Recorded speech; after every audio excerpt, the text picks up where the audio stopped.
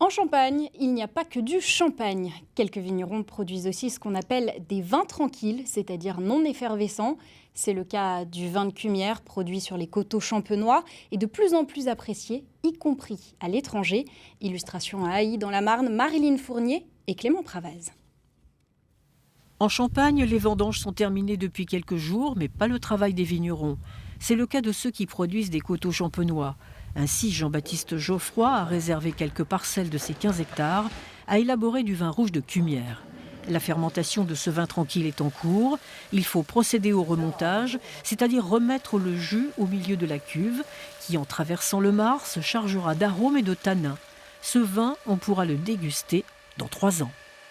Dans notre maison, on fait quelquefois des cuvées parcellaires, mais on peut aussi faire un Cumières rouge qui est un assemblage de pinot noir de plusieurs années.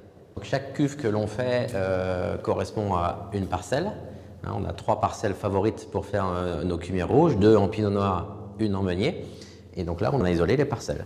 Si les vins tranquilles ont de plus en plus de succès auprès des connaisseurs, Jean-Baptiste Geoffroy n'en cède pas pour autant à la demande. Pour lui, ce n'est pas le business, c'est la vigne qui commande.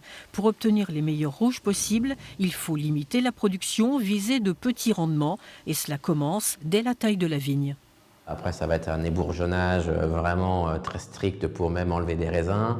Voilà, on compte le nombre de grappes par pied qu'il nous faut pour éviter d'avoir une trop grosse production qui risque de ne pas être favorable aux Cumières rouges.